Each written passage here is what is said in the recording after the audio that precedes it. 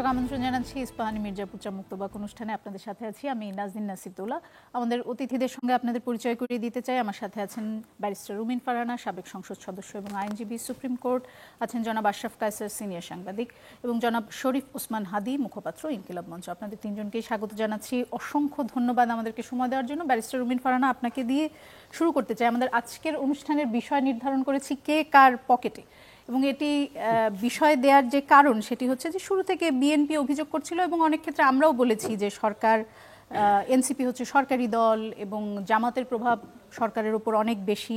কিন্তু জুলাই ঘোষণাপত্র আসার পর থেকে মনে হচ্ছে যে বিএনপি হঠাৎ করে সরকারের সবচেয়ে কাছের হয়ে গেছে এবং বিএনপির সব চাওয়া আমরা দেখলাম যে জুলাই ঘোষণাপত্রে সেটি প্রতিফলিত হলো। এমনকি নির্বাচনের তারিখও এখন ফেব্রুয়ারি প্রথম সপ্তাহে হবে, সেরকমটাই সরকারের পক্ষ থেকে বলা হচ্ছে।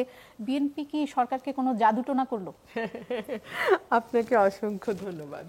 দেখুন, আমরা 1 বছর এই সরকারটি ক্ষমতায়।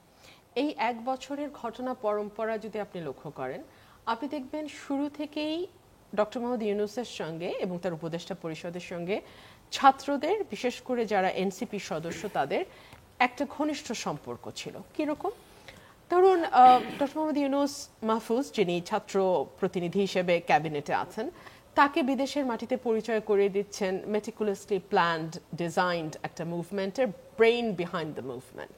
সো খুবই একটা সম্মানজনক পরিচয় যদি আপনি দেখেন, যে brain behind the movement. So মাহফুজকে সেভাবে পরিচয় করানো হলো। যখন নাহিদ ক্যাবিনেট থেকে বিদায় নিলেন, আমরা দেখলাম যে প্রধান উপদেষ্টা প্রেস সচিব ওনাকে দরজা পর্যন্ত এগিয়ে দিয়ে বললেন, আপনি ভবিষ্যতের প্রধানমন্ত্রী হিসেবে আপনাকে আমরা চাই। আবার সার্জিস প্রধান উপদেষ্টা সম্পর্কে বললেন, একটা নির্বাচিত সরকারের প্রধানমন্ত্রী হিসেবে প্রধান উপদেষ্টাকে দেখা তার অনেক দিনের স্বপ্ন। আবার আমরা দেখলাম যে ছাত্ররা সমন্বয়ক পরিচয় দিয়ে বিভিন্ন জায়গায় চাঁদাবাজি করছে, মববাজি করছে, বিভিন্নভাবে তারা দুর্নীতির সঙ্গে যুক্ত হচ্ছে, কাকে কোথায় বসাবে, কোন পদে নেবে সেইটার তদারকি করছে। মন্ত্রণালয়গুলোতে বা সচিবালয়গুলোতে বিশেষ করে আপনি যদি যান, আপনি দেখবেন যে সমন্বয়ক পরিচয়ে ইয়াং ছেলেদের ওখানে গিজগিজ করছে। এবং ডক্টর মোহাম্মদ ইউনূস খুব আশ্চর্যজনকভাবে এই অভ্যুত্থানের পর একটিবারও বললেন না যে তোমরা তোমাদের পড়ার টেবিলে আরেকবার বসো, ফিরে যাও। পড়ার টেবিলে ফিরে যাওয়া মানে রাজনীতি থেকে মুখ ফিরিয়ে নেওয়া তা কিন্তু নয়। আমাদের অতীতের ইতিহাস যদি আমরা দেখি, আমরা যদি সরোয়ার্দির দিকে তাকাই, আমরা যদি একে ফজলুল হকের দিকে তাকাই, আমরা যদি অলি আহাদের দিকে তাকাই, আমরা যদি শেখ মুজিবুর রহমানের দিকে তাকাই, আমরা যদি তাজউদ্দিন আহমেদের দিকে তাকাই, কেউ অশিক্ষিত ছিলেন না, তাই না? কিন্তু ওনারা ছাত্র আন্দোলন করেছেন, মুভমেন্ট করেছেন। সো আন্দোলনের সাথে, মুভমেন্টের সাথে, রাজনীতির সঙ্গে পড়াশোনার কোনো দ্বন্দ্ব নাই। কিন্তু ডক্টর মোহাম্মদ ইউনূস ওই পথে গেলেন না, বরং তিনি স্টুডেন্টদেরকে আশকারা দিতে দিতে এমন একটা অবস্থায় পৌঁছে গেলেন যে স্টুডেন্টরা নিজেকে মানে দেশের সর্বময় ক্ষমতার অধিকারী ভাবে শুরু করলো, এবং যেই বিষয়গুলো শেখ হাসিনা 15 বছর ধরে ধীরে ধীরে অ্যাচিভ করেছিল, সেগুলো তারা 1 বছরের মধ্যে অ্যাচিভ করা স্টার্ট করলো। সো সেখান থেকে পারসেপশন তৈরি হয়েছে যে এই দলটি সরকারের বিশেষ আস্থাভাজন। তাছাড়া ধরুন, ডক্টর মোহাম্মদ ইউনূস তো নিজেই বলেছেন যে এই দলটিকে তিনি খুলতে বলেছেন স্টুডেন্টদের, বিকজ না হলে জুলাই স্পিরিটটা নষ্ট হয়ে যাবে। জুলাই স্পিরিট যাতে আপহোল্ড করা যায়, সো ডক্টর মোহাম্মদ ইউনূস চেয়েছেন যে স্টুডেন্টরা তাদের পলিটিক্যাল পার্টি একটা তৈরি করুক। সো এইসব নানান কারণে এক ধরনের মানে সম্পর্ক, এক ধরনের হৃদ্যতা, এক ধরনের কাছাকাছি, এবং এটিকে রাজার দল ভাবার কারণ হয়েছে।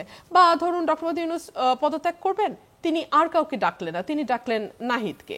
আবার ধরুন, ডক্টর মোহাম্মদ ইউনূস যখন সকল দলের প্রধানদের সঙ্গে দুজন দুজন করে নেতার সঙ্গে বসলেন, সেখানে সবার গলায় আপনি লক্ষ্য করবেন যে প্রাইম মিনিস্টার্স অফিসে গেলে যে একটা ব্যাচ, সবারই ধারণা ছিল যে সরকারের সঙ্গে এনসিপির একটা একদম। এখন কথা হচ্ছে, সরকার যখন দেখলো যে এনসিপির ঝুড়িতে সব ডিম রাখলে বড়ই বিপদ, কখন বুঝতে পারলো যে সরকার যখন দেখলো যে তারা কিছুই সামলাতে পারছে না, আইন শৃঙ্খলা পরিস্থিতির দ্রুত অবনতি, মানুষের মধ্যে নিরাপত্তাহীনতা, মানুষের অসন্তোষ। দেখুন, আপনি আমি পত্রিকার পাতা খুলে যত না খবর পাই, সরকারের কাছে কিন্তু পত্রিকার পাতার খবরের সাথে সাথে গোয়েন্দা তথ্যও থাকে। সো সরকার জানে না, সরকার বুঝতে পারে না কথাটি ভুল হবে। শেখ হাসিনার ব্যাপারে গোয়েন্দাদের যখন প্রশ্ন করা হয়েছিল যে আপনারা কি ওনাকে খবর দেন নাই যে ওনার জনপ্রিয়তা কমতে কমতে তলানিতে গিয়ে এখন এটা জনরোষে পরিণত হয়েছে, তখন গোয়েন্দারা একটা খুব ইন্টারেস্টিং কথা বলছিল যে উনি বাংলাদেশের গোয়েন্দাদের তথ্য পাত্তা দেয় না, বিশ্বাস করে না, উনি ভারতীয় গোয়েন্দা তথ্যের উপরে নির্ভর করে।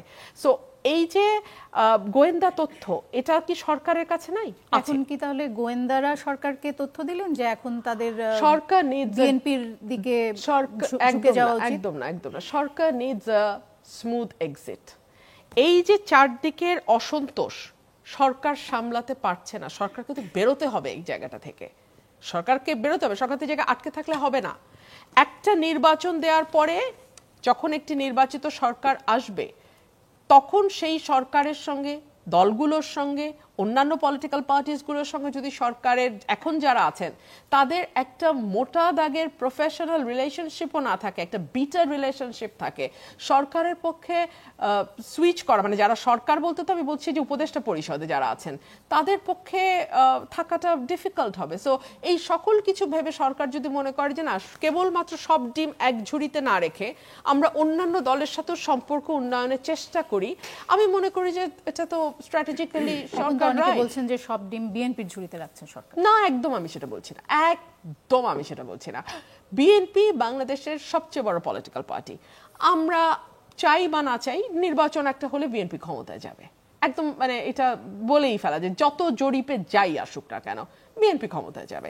সো সেইখান থেকে যদি ডক্টর মোহাম্মদ ইউনূস মনে করেন এবং তার উপদেষ্টা পরিষদও যদি মনে করে যে বিএনপির সঙ্গে একটা ওয়ার্কিং রিলেশনশিপ তৈরি করাটা তাদের যে সকলের জন্য, দুই তরফের জন্য আমি বলবো এটা একটা মানে শুভ বার্তা, তাহলে ওয়াই নট। আর বিএনপি বা অন্য কোনো পলিটিক্যাল পার্টিকে তো এই সরকারের শত্রু বানানোর কোনো কারণ নাই।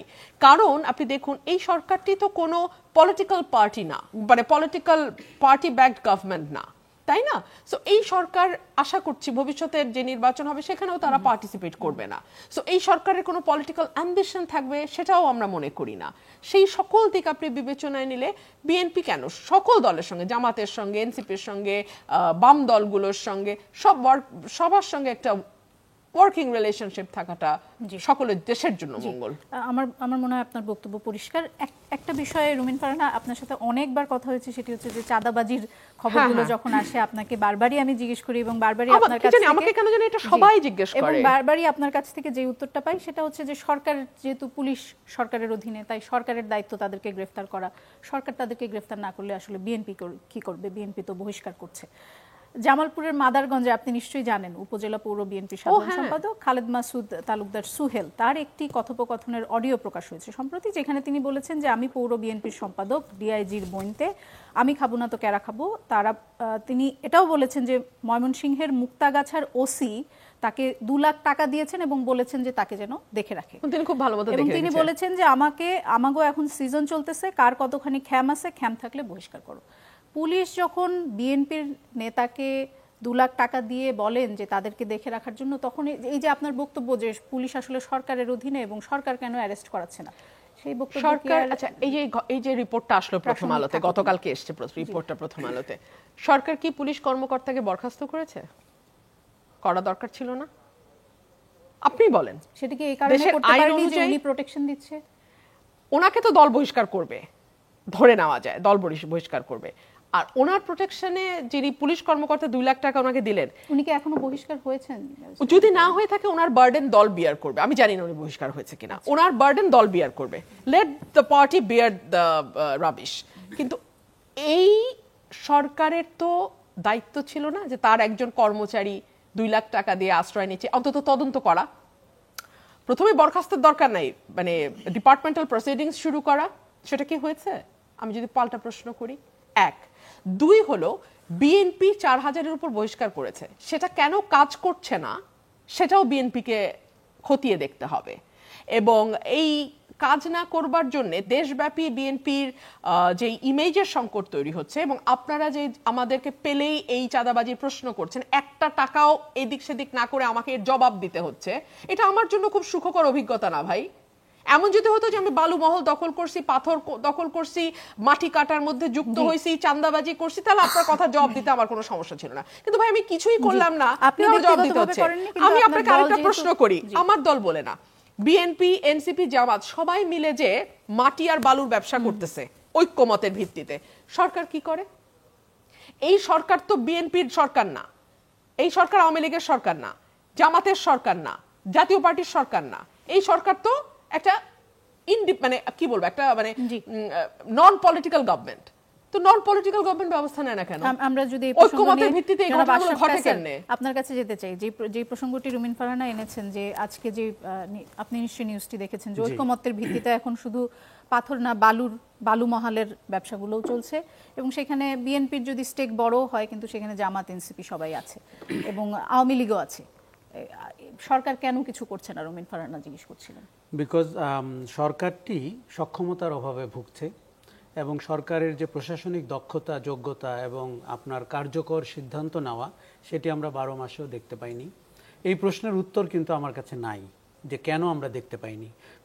আরেকটা জিনিস হচ্ছে যে যেই প্রশাসন, যেই পুলিশ, সেটার উত্তর দুটি হতে পারে। এক হচ্ছে সরকারের সক্ষমতার অভাব, আর দুই হচ্ছে যে সরকারও সেখান থেকে লাভবান হচ্ছে। আমি প্রথমটি বিশ্বাস করতে চাই, কারণ দ্বিতীয়টি তো একটা ভয়ঙ্কর অভিযোগ যে পার্টির চাঁদাবাজি থাকবে, টেম্পো স্ট্যান্ড হবে, সিস্টেমেটিক করাপশন করবে এবং তারা মাস্তানি করবে, গুন্ডামি করবে।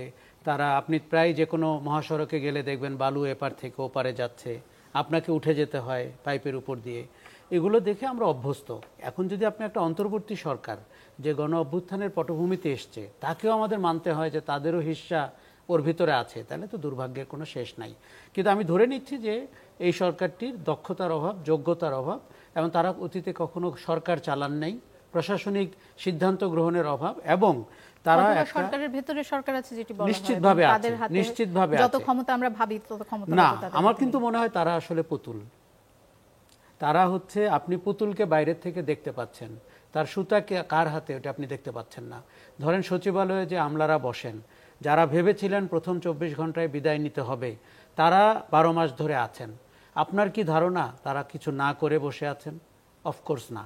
যেই পুলিশকে, আপনার অর্ধেক পুলিশকে আপনার বিদায় দেওয়া উচিত ছিল খুনের অভিযোগে, তাকে আপনি রেখে দিয়েছেন। মাত্র 44 জন পুলিশ গ্রেফতার হয়েছে, যেখানে 1000 থেকে 1500 পুলিশকে আপনার গ্রেফতার করতে হতো। আপনি যে মামলা বাণিজ্য শুরু করেছেন দেশে, তার বেনিফিশিয়ারি কে? এই যে প্রত্যেকটা লোককে গণহারে হত্যা মামলা দেওয়া হচ্ছে, এতে আইনের চোখে বাংলাদেশ নিকৃষ্টতম জায়গায় চলে যাচ্ছে।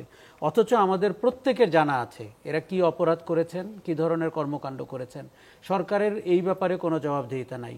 আইন উপদেষ্টা প্রায় বলেন জনগণ মামলা দিবে, আমরা কি করব। অত্যন্ত দায়সারা কথা। যেমন বিএনপির বহিষ্কার একটা নতুন হাস্যকর উপাদানে পরিণত হয়েছে। যেমন পুলিশের সাসপেন্ড, আমরা শুনতাম পুলিশ অপরাধ করলে তাকে সাসপেন্ড করা হয়। আপনি কোনোদিন খোঁজ নিয়েছেন উনি পরে আবার কবে লাইনে জয়েন করেছেন? এই বিএনপির বহিষ্কারগুলো কবে আবার স্ট্রিমলাইন্ড হয়েছে আমরা কি জানি? কাজে আমরা প্রত্যেকে একটা সুবিধাজনক জায়গা বেছে নিয়েছি, একে অন্যকে দোষারোপ করার, কাজটা না করার। এবং মানুষ কিন্তু ভুক্তভোগী আগের চেয়েও বেশি হচ্ছে, যেই কারণে সে অতীতের সাথে তুলনা করে। তাকে সে কিন্তু বিনা কারণে তুলনাটা করে না, তুলনাটা এই কারণেই করে। তৃতীয় হচ্ছে যে আপনি এই যে আইনের শাসন নিশ্চিত করতে পারছেন না, এই লোকগুলো সচিবালয়ে আছে, পুলিশে আছে, যাদের দিয়ে আপনি ময়মনসিংহ থেকে শুরু করে সব জায়গায় আইনের শাসন কার্যকর করবেন, তারা আপনার কথা শুনছে না। উল্টো আপনি তাদের কথা শুনছেন। তারা আপনাকে বলছে মেমো কি করে লিখতে হবে, এনবিআর কি করে ভাগ করতে হবে। এই যে মতলববাজ আমলারা, তারা এই সরকারকে চালাচ্ছে। এই সরকারকে দেখে আমাদের কেন ইতিহাসের সবচেয়ে দুর্বলতম উদ্দেশ্যহীন সরকার মনে হচ্ছে, কেননা পেছনে যারা আছেন তাদেরকে আপনি দিনের আলোতে দেখছেন না। সরকারের ভেতরে সরকার আছে, তারা 90% সিদ্ধান্ত গ্রহণ করেন। এই সরকার শুধুমাত্র টেলিভিশন ক্যামেরার সামনে এসে ব্রেকিং নিউজ স্ক্রলের পার্ট হন, এবং তারা অদ্ভুত আচরণ করছেন যাদেরকে আমরা 12 মাস আগে এই চেহারার জন্য চিনতাম না।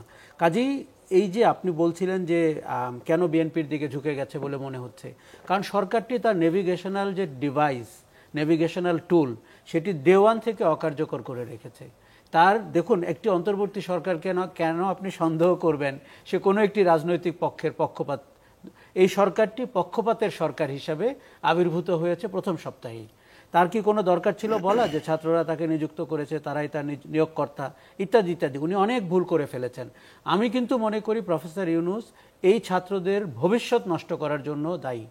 তাদের রাজনৈতিক ভবিষ্যৎ নষ্ট করার জন্য দায়ী। দেখুন 24 বছরে অনেক ভুল হতে পারে, কিন্তু আপনি তো তাকে রাইটলি, আপনি একজন 84 বছর বয়সী মানুষ, তাকে রাইটলি অ্যাডভাইস করবেন, ক্যাম্পাসে ফেরত যেতে বলবেন, রাজনীতি করতে বলতে পারেন, কিন্তু কোন রাজনীতি করতে বলবেন, এগুলোই তো আমাদের কাছে বিবেচ্য। তারপরে বিএনপির সাথে যে তাদের একটা দূরত্ব তৈরি হয়েছে, আমরা কিন্তু এই ক্ষেত্রে দূরত্বটি ঘোচানোর কথা তখনও বলতাম যে আমাদের এখানে মূল রাজনৈতিক দল পরিস্থিতির বিবেচনায় বিএনপি, কাজে তার সাথে দূরত্ব তৈরি করে আপনি যখন পলিসি নির্ধারণ করেন সেটা যে কাজ করবেন এটা প্রমাণিত। মাঝে যেটি হয়েছে, জামাতের মতো একটি দল আপনার সিস্টেমেটিক কারাপশন করতে শুরু করেছে, তারাই কিন্তু বিএনপির টেন্ডারবাজি, টেম্পো স্ট্যান্ড দখল এগুলোকে সামনে এনেছে, যাতে করে প্রশাসনে তাদের যে রোল, এবং তারা সারা জীবন প্রশাসনের কাছাকাছি থেকে তাদের দলকে পরিচালনার যে ইতিহাস তৈরি করেছেন সেটি যেন ধরা না পড়ে। জি, এই প্রসঙ্গে আমরা আবার আসবো। জনাব শরীফ ওসমান হাদি, আপনার কাছে যেতে চাই। যেমনটি জনাব আশরাফ কাসর বলছিলেন, আপনি শুনছিলেন, একটি মন্তব্য করেছেন তিনি যে ডক্টর ইউনূস ছাত্রদের ভবিষ্যৎ নষ্ট করেছেন, এবং এর আগে এই অনুষ্ঠানে এসে জনাব মাসুদ কামালও একই ধরনের বক্তব্য দিয়ে গেছেন যে ডক্টর ইউনূস আসলে ছাত্রদের ভবিষ্যৎ নষ্ট করেছেন। আপনি কি এই বক্তব্যের সাথে একমত? না, মানে স্পিরিটগতভাবে কায়সার ভাই যেভাবে বললেন এইটার তো একটা গ্রাউন্ড আছে, এটাকে আমি অনার করি, কিন্তু মাসুদ কামাল ভাইয়ের কথা আমি অনার করি না এই জন্য যে মাসুদ কামাল ভাইয়ের বলা খুব ভালো বলা হলেও এই বলার ধারাবাহিকতার সাথে স্পিরিটের মিল নাই। সুতরাং মাসুদ কামাল ভাই যেহেতু এখানে নাই, সে সমালোচনা না করি। এইখানে হলো ডক্টর ইউনূসের ক্ষেত্রে যেটা হয়েছে, ধরেন একটা ব্যাপার হলো ইমোশন দিয়ে রাষ্ট্র চলে না, এটা একটা সত্য। আমাদেরকেও অনেকে বলে যে তোমরা যেটা বলো এটা অনেক বেশি ইমোশনাল, প্র্যাকটিক্যাল না, এটা তো সত্য, আমরা বুঝি। কিন্তু দেখেন বাস্তবতা হলো 24-এর মতো ঐতিহাসিক গণ অভ্যুত্থান। আপনার কি কোনোভাবে মনে হয় কোনো পলিটিক্যাল সায়েন্টিস্ট, কোনো ম্যাথ কোষে এরকম একটা গণ অভ্যুত্থান হতে পারে? এটা কাছাকাছি সময়ে বলেছে না। 24-এর নির্বাচনের পরে সবাই চক্ষু বন্ধ করেছে, সুতরাং আরো 5 বছর অপেক্ষা করে, এর মধ্যে আর কিছু হবে না। এর মানে আমরা যেটা করেছি, দেখেন আমার বাসার সামনে আমি 8-এর বাচ্চার জানাজা পড়েছি। এইটা থেকে শুরু করে আপনারা নিজেরাও সবাই সাক্ষী, আপনাদের চ্যানেল থেকে শুরু করে এমন কেউ নাই, আমরা ইমোশন দিয়েই তাড়িত হয়েছি। তো ইমোশনকে অস্বীকার করবার জায়গা নাই। আমার যেটা এখানে বোঝার ব্যাপার সেটা হলো, আমরা আপাও যেরকম বলছিলেন যে দু একটা কথা আপাকে একটু রেসপন্স করি, যে শিক্ষার্থীরা পড়ার টেবিলে ফিরে যাবে, এটা প্রথমত হলো এইটার সামনের দিকে যারা মুভ করছে এরা কিন্তু পড়াশোনায় এই তো অনার্স বা মাস্টার্স ম্যাক্সিমামের শেষ, মানে এই আন্দোলনে যারা পরিচিত মুখ এরা কিন্তু কেউ সেকেন্ড থার্ড ইয়ারে খুব কম পড়ে, এদের ম্যাক্সিমামই অনার্স শেষ, মাস্টার্স চলছিল বা মাস্টার্সও শেষ। নাম্বার 1, একটা অন্যরকম ফ্রেমিং দেশে হয়েছে, সেটা হলো শিক্ষার্থী মানেই এনসিপি না। তো এই যে এনসিপির যে মুখগুলো আমরা দেখছি তারা তো আমাদের ভাই বন্ধু নিশ্চয়ই, কিন্তু এইটাই কি সারা দেশের শিক্ষার্থী? এখন আপা যখন বলছেন যে শিক্ষার্থীরা এলাকায় এলাকায় যে চাঁদাবাজি শুরু করেছে বা করেছে, এই শিক্ষার্থী কিন্তু ছাত্রদলও, ছাত্র শিবিরও, অপরাপর সকল ছাত্র সংগঠনই। কারণ আমরা যখন বলবার সময় বলছি যে এই সমালোচনাটা আমরাও করেছি প্রফেসর ইউনূস সাহেবের সাথে, শিক্ষার্থী হিসেবে শুধু আমাদের এনসিপির কিছু ভাইয়েরা যখন দেখা করলো, আমি তাদেরকে জিজ্ঞেস করলাম যে এতটুকুন ইনক্লুসিভ আপনারা হইতে পারলেন না কেন? আপনারা ছাত্র দলের একজন আর শিবিরের একজন, এদেরকে যদি ফোন করে নিয়ে যেতেন তাহলে তো জিনিসটা ইনক্লুসিভ হতো। ক্যাম্পাসে প্রথম যে বিতর্কটা ওঠে, হঠাৎ করে তারা গিয়ে তার সাথে দেখা করে, কিন্তু তাদেরকে না দেখে। তো তখন তারা আমাকে বলল যে আসলে এত কম সময় ছিল, আমরা রিচ করতে পারি না। আমি বলি এইসব বুঝাইলে হবে?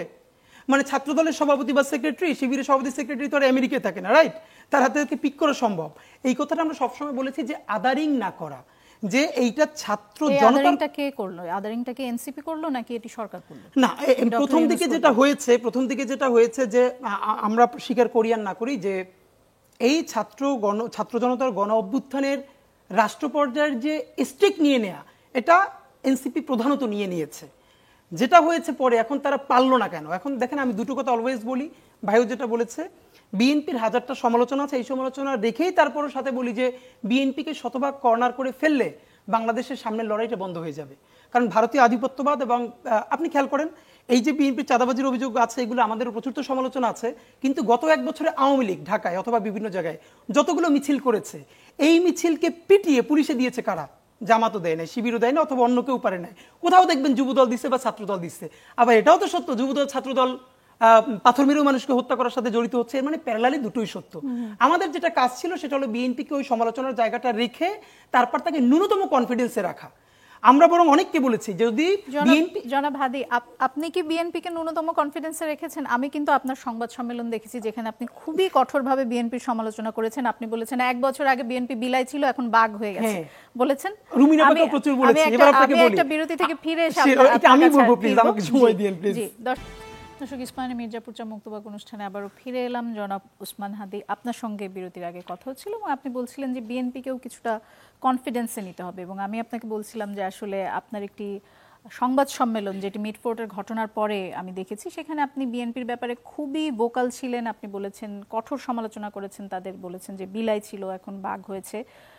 কিন্তু সব বিষয়ে কিন্তু আমরা দেখি না যে ইনকিলাব মঞ্চ এই ধরনের খুব ক্রিটিক্যাল হচ্ছে। যেমন সম্প্রতি আমরা বিরতির সময় কথা বলছিলাম যে রংপুরের তারাগঞ্জে রূপলাল আর প্রদীপ লাল নামে যে দলিত সম্প্রদায়ের দুজনকে নৃশংসভাবে পিটিয়ে মারা হয়েছে, ভিডিও ভাইরাল হয়েছে, 20-25 জনের পরিচয় বের হয়ে এসেছে, কিন্তু মামলা দেয়া হয়েছে 700 জনের নামে এবং একজনকেও গ্রেফতার করা হয়নি। 11 দিন চলে গেছে। ইনকিলাব মঞ্চ কিন্তু একটা প্রথমত বলি, একটা হলো প্রত্যেকটা হত্যাকাণ্ডই তো জঘন্য। ফ্যাক্ট হলো যখন হত্যাকাণ্ডটা যে ঘটায় তাকে যে এম্পাওয়ার করে কোনো পলিটিক্যাল আইডেন্টিটি, এইটা একটা জায়গা।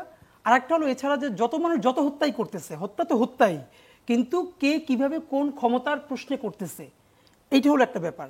আমরা তখন বিএনপির ব্যাপারে যেই সমালোচনাটা করেছি, এইটা সারা বাংলাদেশের আমাদের না, বিএনপিরও আপামর কোটি কোটি মানুষের এই সমালোচনা। আমি আপনাকে বলি, এখন পর্যন্ত 3 থেকে 4 বার আমরা বিএনপির ব্যাপারে খুবই কনক্রিট কয়েকটা সমালোচনা করেছি।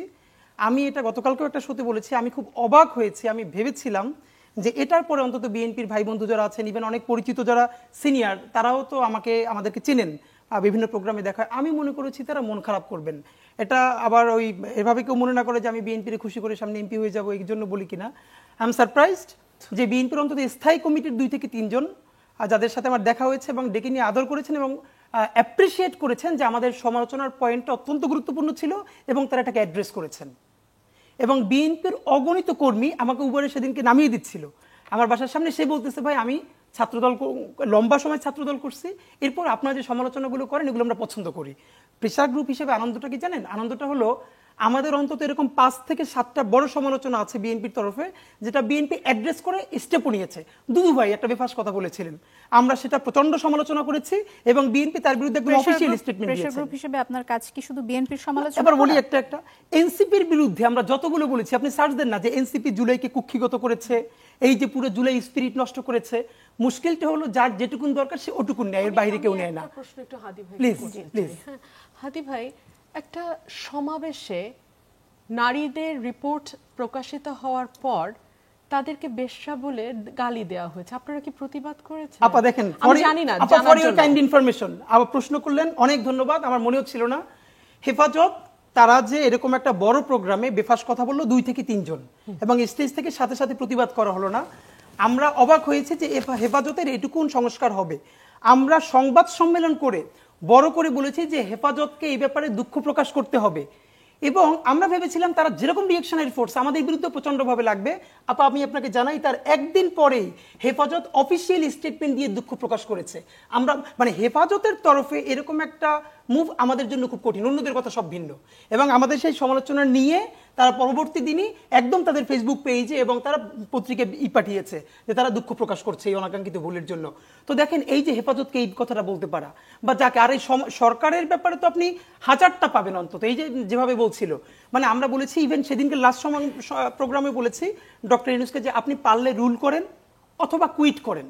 দেখেন এই সরকার তো, আমরা দুটো কথা সবসময় বলি এই সরকারের ব্যাপারে। আমার প্রশ্ন হচ্ছে মিটফোর্টের ঘটনার পরে তো আপনারা খুবই কঠোরভাবে আপনারা সমালোচনা করেছেন এবং এটি নিয়ে অনেক কথা বলেছেন। এই ঘটনাটির পরে আমরা খুব নরম করেও আপনাদেরকে কোনো কথা বলতে দিলাম না। প্রথম কথা হলো, যদি আমি আপনাকে বলি, মানে কিভাবে আপনারা ঠিক করেন যে কোন ঘটনার জন্য আপনারা প্রতিবাদ করবেন? আচ্ছা, আমরা যেভাবে ঠিক করি এটা হলো মিডিয়ায় যেটা সামনে আসে, আমরাই তো মিডিয়া এখন পর্যন্ত, আমি আপনাকে এখন পর্যন্ত বলি, আমার যেহেতু ফেসবুক আইডি নাই, আমি একটা পেজ দিয়ে চলতেছি, সামনে আসেনি মেইন স্ট্রিম মিডিয়ায় এখন পর্যন্ত আমি সেরকম এটা দেখিই নাই। প্রথম আলো কি মেইন স্ট্রিম মিডিয়া? দেখেন একটা ব্যাপার হলো, আপনি মিটফোর্ডের ঘটনাটা যখন ঘটেছে এটাও কিন্তু মেইন স্ট্রিম মিডিয়া গায়েব করে ফেলেছিল, 2 দিনও আসে নাই, কোনো মিডিয়া করতে পারে না, 1-2টা ছোট মিডিয়া ছাড়া। কিন্তু সোশ্যাল মিডিয়ায় ছড়িয়ে পড়ার পর তুমুল আলোচনা ফেলেছে। কিন্তু এটা আমার ব্যর্থতা হতে পারে, অজ্ঞতা হতে পারে, এইটা এখন পর্যন্ত আমার টাইমলাইনে আমি 2 থেকে 3 জায়গায়ও দেখি নাই। এর মানে কি এটা সিগনিফিকেন্ট না? অবশ্যই।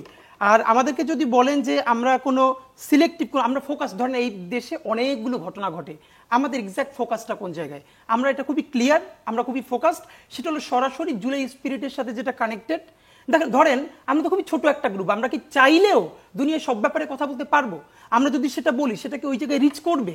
সবার তো একটা জায়গা আছে। আপনারা কি তাহলে মানে পপুলিস্ট এক ধরনের, মানে যে বিষয়গুলো বেশি আলোচনা হচ্ছে সেই বিষয়গুলো আমি নিয়ে আপনাকে কথা বলবেন? 10টা বলি অন্তত, যেটা আমরা কথা বলেছি, পরবর্তীতে কোনো না কোনো ভাবে সে জায়গা কাজে লেগেছে। এর একটাও পপুলিস্ট, আপনি যে বললেন যে জুলাই স্পিরিটের সঙ্গে, সরি আমি আপনাকে থামিয়েছি, মাফ চাচ্ছি, সেটি হচ্ছে যে জুলাই স্পিরিটের সঙ্গে যেগুলো সংযুক্ত আপনি সেগুলোর আপনারা কথা বলেন, এরকম একটি কথা বললেন। মিটফোর্ডের ঘটনাটি কিভাবে জুলাই স্পিরিটের সাথে? দেখেন, জুলাই স্পিরিটের সবথেকে বড় জায়গাটা কি, যে ইনসাফ। কারোর সাথে কোনো ধর্মের পরিচয়, কোনো বর্ণের পরিচয়, কোনো লিঙ্গের পরিচয়, তার সাথে ডিসক্রিমিনেশনটা করা যাবে না। তো একই অবস্থা যখন দেখেন, এই কিছুদিন আগে যে খালেদ মহিউদ্দিন ভাইয়ের সাথে আমার শো ছিল, ভাই যেটা বলছিল, আপনি যেটা বলছিলেন, আমি তো পত্রিকা আমার দেশের সামনে ধরে বলছি বিএনপি, জামাত, এনসিপি সবাই মিলে কিভাবে পাথর খাচ্ছে, এর মানে রাজনৈতিক সমঝোতার ভিত্তিতে। এখন মুশকিলটা হলো, আমাদেরকে যদি আপনারা এভাবে ধরতে চান যে আমরা কোনটা বলি কোনটা বলি না, আপনারা আমি বরং রিকোয়েস্ট করে রাখি, আপনি চাইলে আমি আপনার লিঙ্ক করে দিতে পারবো।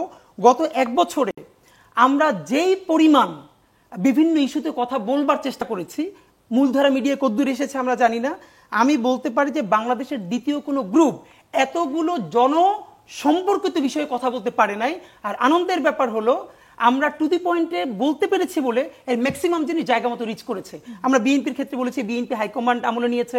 সরকারের ব্যাপারে তো অনেকগুলো আছে, যেগুলোকে আমরা বারবার বলতে বলতে বলতে বলতে একটা পর্যায়ে একটু একটু করে তারা অ্যাড্রেস করেছে। তো আমার যেটা আমি আপনাকে বলা, সেটা আপার একটা কথা আমি একটু কাইন্ডলি বলতে চাই, যে এই সরকারের যে ব্যর্থতা, মুশকিল হলো কি, মানে এখন কথা বললে আমার তো এনসিপির মুখপাত্র হয়ে বলতে হবে, বা সরকারের, আমি যেহেতু এনসিপিতেও নাই, সরকারেও নাই, তো আমি শুধু এটুকুন বলতে চাই, এই সরকারের যত ব্যর্থতা, এর একটা বড় ব্যর্থতা অবশ্যই বাংলাদেশের সকল রাজনৈতিক দলের নিতে হবে। কারণ রাজনৈতিক দলগুলোর একটা আনন্দটা হয়েছে কি এখন, যে এই সরকারের একমাত্র ওই যে অল্প কয়েকজন উপদেষ্টা ছাড়া এই সরকারকে আপনারা মনে করেন তৃণমূল পর্যন্ত ফাংশনাল? আপনি নিজে তো বলছেন যে ওসি 2 লাখ টাকা কাউকে দিয়ে, কোথাও বিএনপিকে, কোথাও জামাতকে, অথবা কোথাও নতুন করে এনসিপিকে দিয়ে তারা এভাবে মিলেমিশে খাচ্ছে। তা আমার যেটা ব্যাপার, সেটা এই সরকারের ম্যান্ডেট কিন্তু পলিটিক্যাল পার্টিগুলোই দিয়েছে, বাংলাদেশের জনগণ তো দিয়েছে। রাজনৈতিক দলের আনন্দটা হলো, যখন খারাপ কিছু হয় তখন বলে এই সরকার কেন গ্রেপ্তার করে না। একটা বলি, সরকার কিন্তু গ্রেপ্তার করেছিল, এমনও হয়েছে কোথাও কোনো থানায় গিয়ে বিএনপি, কোনো থানায় গিয়ে জামাত তাদেরকে ছাড়িয়ে আনছে। এখন আমরা একটা প্রশ্ন তো করতেই পারি, তাহলে সরকার পারছে না কেন, ছেড়ে দিচ্ছে না কেন? এইটা তো অবশ্যই সরকার তো ছেড়ে দিবেও, তাকে দিতে হবে। কারণ আমরা বলি ইতিহাসের সব থেকে জনসমর্থিত সরকার সে, প্যারালালি সব থেকে দুর্বলতম সরকারও সে। এখন এরকম দুর্বলতম সরকারকে তো আর লম্বা সময় তাকে ম্যান্ডেট দিয়ে রাখারও কিছু নাই। কিন্তু যেটা আপা একটু বলছিলেন, আজকে তো এখানে সরকারের কোনো প্রতিনিধি নেই, থাকলে তাদের সঙ্গে আমরা হয়তো কথা বলতে পারতাম যে সরকার কেন কি করে, কেন করে না। আমি যদি, আপনি যেহেতু আছেন, আমি আপনার রাজনীতিই আপনার কাছ থেকে বুঝতে চাই এবং সেই বিষয়ের প্রশ্ন আপনাকে করতে চাই। আমি জানি যে আপনি ঢাকা 8 আসন থেকে স্বতন্ত্র নির্বাচন করতে চান। ঢাকা 8 আসন আমরা জানি যে খুবই হেভিওয়েট প্রার্থীদের সবসময় আমরা দেখেছি।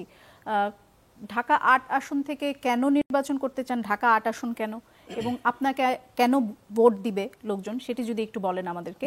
আরেকটি বিষয় হচ্ছে যে আপনি তো ইনকিলাব মঞ্চ, অনেকে এটিকে জামায়াতের বি টিম হিসেবে মনে করেন, এবং আমরা দেখছি যে ডাকসু নির্বাচনে আপনারা শিবিরের প্যানেলে আপনাদের একজন প্রার্থী গিয়েছেন, তাই তো?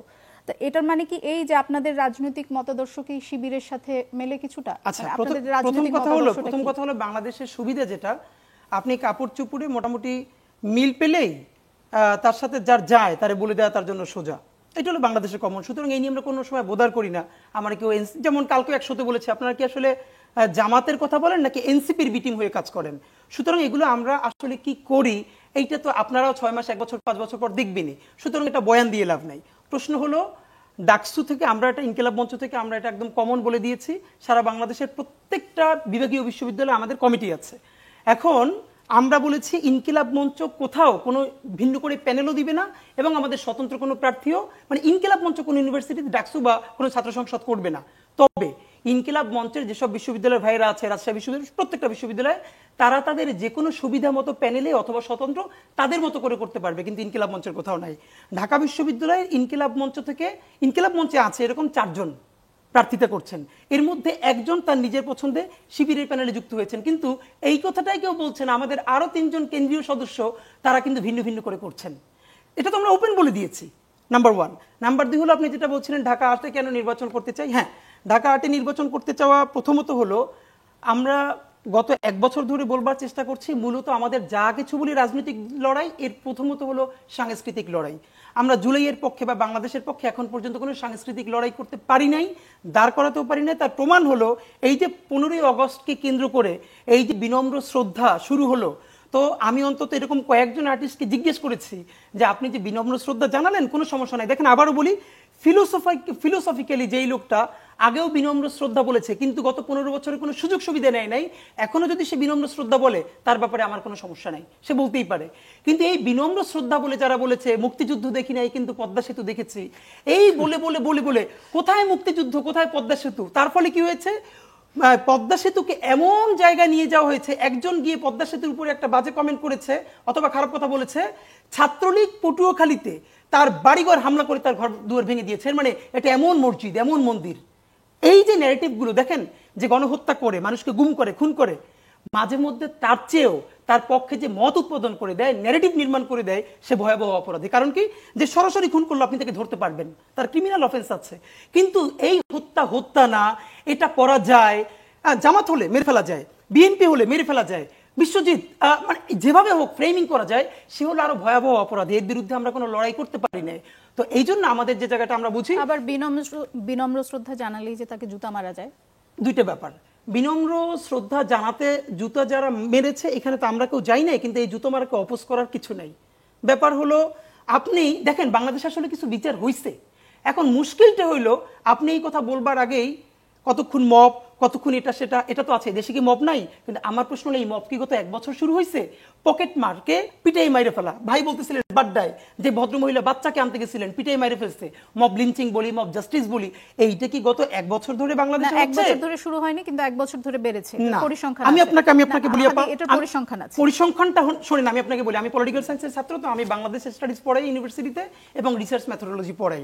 রিসার্চ ইটসেলফ একটা সিস্টেমেটিক করাপশন। আপনি বলবেন কি বাংলাদেশে এখন আওয়ামী লীগের 40% ভোট আছে, আপনি স্যাম্পল সাইজ নেবেন গোপালগঞ্জ, স্যাম্পল সাইজ নেবেন গাজীপুর, স্যাম্পল সাইজ নেবেন কিশোরগঞ্জ আর ময়মনসিংহ, তাহলে তো ভোট আছে 80%। সুতরাং আপনার স্যাম্পল সাইজ কারা, আপনার ইন্টারভিউই কারা, আপনার এখানে বাংলাদেশের গবেষণাগুলো কি হয় এটা আমরা জানি। আপনি আগে কি পোর্ট্রে করতে চান এইটা ক্লিয়ার করে তারপর আপনার ডাটা স্যাম্পল করবেন, স্যাম্পল সাইজ করবেন। পরিস্থিতি আপনার মনে হয় যে আইন শৃঙ্খলা পরিস্থিতি এর থেকেও খারাপ হওয়ার কথা ছিল। একটা চূড়ান্ত গণ অভ্যুত্থানের পরে আওয়ামী লীগ বলেছে 5 লাখ মানুষ মরে যাওয়ার কথা, কিন্তু বাংলাদেশের রাজনৈতিক দলগুলোর ভীষণ প্রজ্ঞা। এই ক্ষেত্রে আমি অবশ্যই দুটো দলকে অনেক বড় বারবার ক্রেডিট দিয়েছি, number 1 BNP, number 2 Jamaat Islami. আমার উপজেলায় 3 দিন পুলিশ থানা থেকে বের হয় না, আমরা খাবার রান্না করে ভিতরে দিয়ে আসছি, এই ভূমিকাটা তারা অসাধারণ পালন করেছে। তো একটা যে গণ অভ্যুত্থানে গুলি মেরে আজকে ভাই বলছে, আজকে দেখেন আজকে ট্রাইব্যুনালে সাক্ষী দিয়েছে একজন ডাক্তার, নিউরোসায়েন্সে যারা চিকিৎসা নিতে গেছে এদের 167 জন আর খুলিই ছিল না। এইরকম ভয়াবহ হত্যাকাণ্ডের পরে আপনি বলেন কতজন আওয়ামী লীগ ছাত্রলীগ বা কয়জন হত্যা হয়েছে? মানে কোনো হত্যাই কাম্য না, কিন্তু রিঅ্যাকশনটা হওয়ার কথা কি ছিল? হয় নাই। এরকম চূড়ান্ত গণ অভ্যুত্থানের পরে শহীদের তালিকাও হয়নি, না হয় নাই, তো এটা তো সরকারের চূড়ান্ত ব্যর্থতা। আজকে আমি ওয়েবসাইটে ঢুকে আমি শহীদদের তালিকা দেখতে পারতেছি না, কার পরিবারকে কতটুকু পুনর্বাসন করা হলো আমি দেখতে পারতেছি না। এটা তো সরকারের সবথেকে বড় ব্যর্থতা। এটা তো আমরা হাজারবার বলছি যে এখন পর্যন্ত একটা সেন্ট্রাল ডেটাবেস করা যায় নাই যে আমি একটা পরিবারকে সাপোর্ট করতে চাই বিদেশ থেকে। দেখেন হাজারবার বলেছি, এই সরকার যে একটা জুলাই ফাউন্ডেশন করেছিল, হাজার হাজার কোটি টাকা উঠতো, তা করতে পারে নাই। আমি আপনাকে যে প্রশ্নটা করেছিলাম সেটি হচ্ছে যে ঢাকা 8 আসনের ভোটাররা আপনাকে কেন ভোট দেবেন? তাহলে আপনাকে ভোট দিলে কি এই যে এতক্ষণ ধরে যে আপনি বলেছেন শহীদের তালিকা হয়নি এগুলো হবে? প্রথমত হলো ঢাকা 8-এর এমপির কাজ না শহীদদের তালিকা করা। বাংলাদেশের মানুষকে আমরা যেটা বুঝাতে চাই এমপির কাজ কি আর স্থানীয় সরকারের কাজ কি। না আমি আপনার কাছে সেটা আমরা যেটা করতে চাই, আমি যেটা বলি এমপির ঠিক যেটুকুন কাজ এর বাইরে 1% ইন্টারফেয়ার করব না। শাহবাগে একটা বড় করে লাগাবো ইলেকশনের সময়, এলইডি বোর্ড পারি যাই পারি, যে এমপির আসলে কি কি কাজ। যেমন এমপির কাজ স্কুলে বরাদ্দ দেয়া না, এই এমপির কাজ গম চাল এগুলো ঠিক করে না, ব্রিজ ঠিক করে না, এইটা হলো প্রথম কথা, না ইন্টারফেয়ার সে করতে পারবে না। দ্বিতীয়ত এমপির অনুকূলে কয় টাকা আসে এটা কিন্তু জাতীয় তথ্য অধিকার বলে সবাই দেখতে পারার কথা, দেখে না।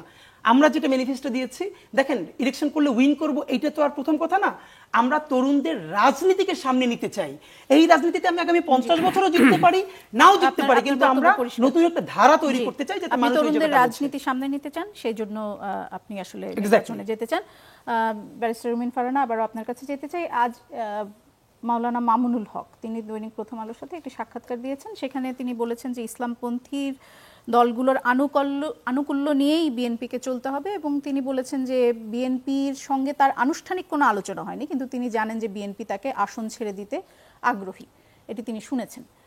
আপনার বক্তব্য একটু জানতে চাই। না, ইন্টারেস্টিং। মানে বিএনপি ঠিক কেন আসন ছেড়ে দিতে আগ্রহী হবে এটা আমার মাথায় ধরছে না। আচ্ছা ধরুন, কিছুদিন আগে একটা নিউজ এসেছিল গণমাধ্যমে যে বিএনপির সঙ্গে আসন ভাগাভাগি করবার একটা পরিকল্পনা আছে এনসিপি এবং জামাতে ইসলাম সহ অন্যান্য যে ইসলামিক দলগুলোর। এখন বিএনপি থেকে যদি অন্য কোনো দলের প্রার্থী নির্বাচন করে, সে কিন্তু বিএনপির মার্কা পাবে না, সে ধানের শীষ পাবে না, সে তার দলের মার্কায় তাকে ভোট করতে হবে। 1, 2 হলো বিএনপির 300 আসনের প্রত্যেকটাতে মিনিমাম 3, ম্যাক্সিমাম 10-12 জন করে প্রার্থী আছে। আপনি হয়তো স্ট্রংগেস্ট প্রথম 2 জনকে থামায় রাখলেন যে তোমরা দাঁড়াবা না, তারাও হয়তো বহিষ্কার হতে পারে, একটা ঝুঁকি আছে। দলে থাকলে দল ক্ষমতায় গেলে কিছু লাভ টাভ হবে, সেটারও একটা লোভ আছে। এই নানান ঝুঁকি লোভ হিসাব টিসাব করে তারা দাঁড়ালো না। কিন্তু 3 থেকে 10 যারা আছে তাদেরকে আপনি কি দিয়ে আটকাবেন? তারা দাঁড়ালো। এখন আপনি আমাকে বলেন, যেই মানুষটি তার এলাকায় গত 20 বছর 25 বছর 30 বছর ধরে কাজ করছে, আর সব বাদ দেন, গত 10 বছর ধরে কাজ করছে, আওয়ামী লীগের আমলেই কাজ করছে, তার সঙ্গে পারবে আরেক মার্কা দিয়ে এসে জিততে? পারবে না তো। আর যদি আমি সকল তর্ক একপাশে সরিয়ে রেখে ধরে নেই যে বিএনপি আসন ছেড়ে দিল, সেই আসনে সমঝোতার ভিত্তিতে অন্য কোন দল থেকে এসে নির্বাচন মাধ্যমে হবে আনুষ্ঠানিক নাকি সমঝোতার এক্স্যাক্টলি, দ্যাট মাধ্যমে? Is the point. জোট কিন্তু কেউ বলছে না, সবাই সমঝোতা বলছে। তো সমঝোতা হলে আর 24-এর নির্বাচনের সমস্যা কি ছিল? সবই তো ভাই সমঝোতা, তাই না? আমি যেটা বলবো, আমি কিন্তু হাদি ভাইয়ের কথা আমার ভালো লেগেছে কি, উনি আমার অনেক সমালোচনা করেন, আমি living that all aside. Young generation যারা পলিটিক্সটা বোঝে, তাদের পলিটিক্সে আসতে হবে। আজকে উনি যে কথাগুলো বলল, এই কথাগুলো নিয়ে আমি কলাম লিখেছি 2020, 21, 19 সালে, যখন আমি নিজে এমপি হলাম, যে এমপির কাজ রাস্তা বানানো না, এমপির কাজ গমের বরাদ্দ দেয়া না, এমপির কাজ এলইডি বাতি জ্বালানো না, এমপির কাজ পলিসি মেক করা, ল মেক করা, রাষ্ট্রের নীতি নির্ধারণে ভূমিকা রাখা। এবং এই যে 70 অনুচ্ছেদ নিয়ে এত কথা হচ্ছে, 70 অনুচ্ছেদ কেবলমাত্র আপনাকে নিজের দলের বিরুদ্ধে ভোট দিতে বাধা দেয়, সরকারের সমালোচনা করতে তো বাধা দেয় না। 53 বছরে কোনো এমপি সংসদে নিজের দলের কোনো সমালোচনা কখনো করেছে? এই কালচারগুলো শুরু হওয়া দরকার। আপনি ভোট তো দিতে এতদিন পারতো না, এখন কয়েকটা ক্ষেত্র বাদ দিয়ে 70 অনুচ্ছেদকে ফ্লেক্সিবল করে দেওয়া হয়েছে, এখন ভোটও দিতে পারবে। আপনি দোলা সাক্ষী থাকেন, আমি আজকে বলে গেলাম, কোন একটা এমপিকে আপনি দেখবেন না তার নিজের দলের বিরুদ্ধে ভোট দেওয়া তো পরের কথা, কোনো টু শব্দ সংসদে উচ্চারণ করবে না। That is our political culture. That culture has been made in last 53 years. So এটা আপনি 5-10 বছরে ভাঙতে পারবেন? Don't expect that, it will take time and you have to wait till that and you have to fight. মানে আমি হতাশ হয়ে ছেড়ে দিলাম, যেটা মাঝখানে আমাদের একটা বিরাট জেনারেশন দেশের বাইরে চলে গেছে, একটা ব্রেইন ড্রেইন হয়েছে। আমাদের মতো পরিবারের ছেলেরা মেয়েরা কেউ বাংলাদেশে নাই, কেউ নাই, দোলা কেউ নাই। ওরা বিদেশে বড় বড় জায়গায় চাকরি করছে, ডাক্তারি করছে, সিভিল সার্ভিসে চলে গেছে, ব্রিটিশ সিভিল সার্ভিসে চলে গেছে। আমাদের বাংলাদেশে নাই, এটা আমার দেশের ব্যর্থতা। এখন আমাদের যা আছে তাদেরকে যদি আমরা কাজে লাগানো শুরু না করি, এমনিতেই তো বাংলাদেশ পেছাচ্ছে, অনেক পিছিয়ে যাচ্ছে, আরো বেশি পেছাবে। সো আপনার যেই প্রশ্নটা ছিল আর কি, সেই জায়গায় আবার ফিরে আসি। আমি মনে করি যে হাদির মতন ছেলেরা যদি আসে পলিটিক্সে, ভালো, এবং তারা যদি টিকে থাকতে পারে আরো ভালো। বিকজ আমাদের দলগুলো অনেকটা অমিত শক্তিধর, ড্রাকোনিয়ান পাওয়ার সেই দলগুলোর আছে। তারা ন্যূনতম সমালোচনাও কিন্তু নিতে পারে না, একদম নিতে পারে না, খায়া ফালামু টাইপের অ্যাটিটিউড। হ্যাঁ, so it will take time to break this kind of attitude and we have to fight till the end, এইটুকুই বলা যায়। জি, জনাব আশরাফ কায়সার, এই প্রসঙ্গ নিয়ে আমি আপনার কাছে জানতে চাই, সেটি হচ্ছে যে এবার জামাতের সাথে ইসলামী দলগুলো, যেটি এর আগে খুব বেশি আমরা দেখিনি, একবারই দেখেছিলাম, ইসলামী দলগুলোর জোট হতে পারে এ ধরনের একটা গুঞ্জন শোনা যাচ্ছে। এবং আজকে উনি যে সাক্ষাৎকারটি দিয়েছেন সেখানেও কিন্তু উনি বলেছেন যে এটি হওয়ার এক ধরনের ভালো সম্ভাবনা আছে। যদি সেরকম কিছু হয় তাহলে আসলে নির্বাচনের ফলাফল কেমন হবে বলে আপনার মনে হয়? প্রথমত বলি, আমাদের ইতিহাস বলে না ধর্মভিত্তিক দলগুলো রাজনীতিতে খুব ভালো করে, কেননা মানুষ দুটিকে আলাদা করে দেখে। তার যদি ইভেন ধর্মের প্রতি দুর্বলতাও থাকে, তাকে ঠিক রাজনৈতিক প্রতিনিধি হিসাবে সে বিবেচনা করেনি। আপনার মনে আছে যে 18 পীর, যার অনেক মুরিদ এরশাদের আমলে বাংলাদেশে ছিল, তাদের নির্বাচনী ফলাফল কিন্তু জামানত বাজেয়াপ্ত হয়েছিল। কাজেই ইসলামী দলগুলো এক ধরনের প্রশাসনিক সাপোর্ট পায়, বিশেষ করে তত্ত্বাবধায়ক অন্তর্বর্তী সরকার কিংবা 111-এর সরকারের সময়, অথবা কোনো কোনো রাজনৈতিক দলের যখন তারা ক্ষমতায় থাকে, এবং তাদের এক ধরনের বয়ান মানুষ ধর্মের বিশ্বাসের প্রতি নজর রেখে যোগ দেয়, সেটিকে তারা কল্পনা করতে শুরু করেন রাজনৈতিক প্রতিনিধিত্ব হিসাবে। আমার মনে হয় এটি ঠিক পানির মতো গড়িয়ে গড়িয়ে তাদের বিভিন্ন দলে, কিছু জামাতে, কিছু খেলাফতে, কিছু ইসলামী শাসনতন্ত্র আন্দোলনে, এবং তারা যোগ করে দেখছেন যে তা এত বেশ বড়ই হবে, ব্যাপারটি এত সহজ হবে না। মামুনুল হক যেভাবে ব্যাখ্যা করেছেন, আমার ধারণা রাজনৈতিক প্রতিনিধিত্ব ওইভাবে ঠিক হবে না। রাজনৈতিক প্রতিনিধিত্ব ভোটের সময় মানুষ কল্পনা করবে যে আপনার হাতে দেশ শাসন থাকবে, আপনি কি নীতি প্রণয়ন করবেন, নারী স্বাধীনতার ব্যাপারে আপনার ভূমিকা কি, নারীদেরকে আপনি বেশ্যা বলেছেন না প্রতিনিধিত্বকারী বলেছেন, এই কথাগুলো মানুষ তখন গণনায় নেবে। দেখুন, ভোট দেওয়ার সময় বাংলাদেশের মানুষ অনেক চিন্তা করে ভোট দেয়। শেখ হাসিনা যতই ভোটের কালচারকে বিকৃত করার চেষ্টা করেছে, মানুষ কিন্তু বিরত থেকে প্রতিবাদ করে দেখিয়েছে যে সে ভোটে যায়নি। কাজে আমরা কোনোদিন বলতে পারবো না যে মানুষ ভোট দিয়ে খারাপ শাসন সমাজে এনেছে, এটি হয়নি। বরং পরবর্তীতে যারা খারাপ হয়েছে তারা তো ভোটের দিন খারাপ ছিল না। ভোটের দিন কেউ হিজাব পরে গিয়ে 96 সালে হাজির হয়েছে যে আমাকে আরেকবার সুযোগ দেন 21 বছর পরে, তাকে তো আমরা 16 বছর পরে ডেমন হিসাবে দেখলাম, দানব হিসাবে দেখলাম। সেটা 96 সালে যেই লোক ভোট দিয়েছে সে ভুল করেনি, দানব নিজে ভুল করেছেন। আচ্ছা, এখন আমি ইসলামী দলগুলোর ব্যাপারে যেটি আপনাকে বলতে চাই সেটি হচ্ছে, জুলাই অভ্যুত্থানের পরে এটি তো সত্যি যে আওয়ামী লীগের বিপরীতে একটি শক্তি সমাজে মাথাচাড়া দিয়েছে, এবং তাদের যথেষ্ট ভালো ভূমিকা ছিল জুলাই অভ্যুত্থানে। এই ভূমিকাকে যদি আমরা অস্বীকার করি তাহলে জুলাই অভ্যুত্থানকে অস্বীকার করা হবে। যাদের পিঠ দেয়ালে ঠেকে গেছিল তারা মাঠে নেমেছে, তারা জীবন দিয়েছে, তারা হাসিনাকে হটিয়েছে, তাদের রাজনৈতিক উচ্চাভিলাষ তৈরি হতেই পারে। ইসলামী দলগুলো আপনি খেয়াল করে দেখবেন, অতীতে তাদের মতবিরোধ নিয়ে বেশি সোচ্চার ছিল। তাদের একে অন্যের আক্রমণের ভাষা কিন্তু প্রতিপক্ষকে আক্রমণের ভাষার চেয়েও খারাপ ছিল। কিন্তু এবার তারা বুঝতে পারছেন তারা ক্ষমতার কাছাকাছি চলে এসছেন, এবং তারা সচিবালয়ে প্রভাবশালী, তারা যমুনাতেও অনেকটা প্রতিদিন দাওয়াত পাচ্ছেন, তারা সবাই মিলে একে অন্যের মেহফিলে যোগদান করছেন। আমরা দেখতে চাই তারা যোগ করে কোন জায়গায় যেতে পারেন। এর সাথে এনসিপিকেও আমাদের কিছুটা মনে হচ্ছে যে এই জোটের অংশ হওয়ার চেষ্টা করছেন, যদিও অনেকগুলো দলকে আমরা দেখছি ধর্মভিত্তিক দলগুলো, কেননা তাদের কোনো কোনো রাজনৈতিক বয়ান, মানে নাহিদ ইসলামকে ইমাম বলে সম্বোধন করা, এগুলো আমাদেরকে মনে হচ্ছে যে তারা একটা ডানপন্থী দক্ষিণপন্থী ধারায় নিজেদেরকে নিতে চাচ্ছেন, এবং তাদের ভেতরে ওই এলিমেন্টগুলো আছে, গণ অভ্যুত্থানের সময়ও ছিল। তাদের পাঠচক্রের কারো কারো কিন্তু দ্বৈত সত্তা রয়েছে। আবার আমরা দেখছি কেউ কেউ বিএনপির সাথেও মিটিং করছেন, কেউ জামাতের সাথেও মিটিং করছেন। ফলে একটা হর্স ট্রেডিং, সমঝোতা, জোট, লিখিত অলিখিত, এটি নির্বাচনের আগে, ভোটের আগে হওয়া খুবই স্বাভাবিক। আমরা সেই জায়গাটিতে কি নিয়ে চিন্তিত না। কিন্তু যেটি আপনার, আমি হাদির সাথে একমত, জুলাই স্পিরিটকে ধারণ করার শক্তিকে, এই প্রশ্ন আপনাকে ভোটে নির্ধারণ করতে হবে। কেননা আপনি খেয়াল করে দেখবেন যে আওয়ামী লীগ এবং তার যে 80-82টি দোকান, এই যে সাংস্কৃতিক জোট, কবিতা পরিষদ ইত্যাদি ইত্যাদি, যারা যে কোনো গণজাগরণের সময়, গণ অভ্যুত্থানের সময় জনগণের বিপরীতে দাঁড়িয়ে আওয়ামী লীগকে রক্ষার চেষ্টা করেছে, এই জুলাইতেও করেছে, এবং তারা শহীদ মিনার ইজারা নিয়েছিল, কার লাশ যাবে কার লাশ যাবে না, কি অপরাধ আপনি চিন্তা করেন।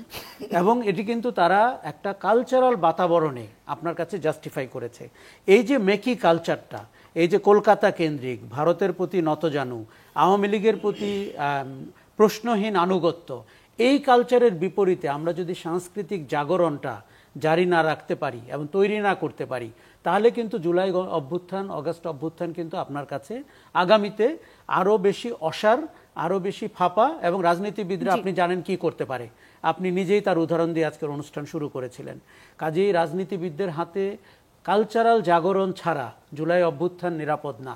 আর যেই পক্ষটি এখন বাজারে রয়েছে পলাতক পক্ষের বাইরে, তাদের কালচারাল ধারণা এবং কালচারাল অস্তিত্ব অত্যন্ত দরিদ্র। তারা কালচার বলতে গুটিকয় অদ্ভুত মানুষকে বোঝে, তারা বাংলাদেশের পক্ষের একটি কালচার ধারণ করতে পারেনি। আপনি গত 12 মাসে খেয়াল করবেন, এবার অগাস্টে আমরা কি খেয়াল করলাম।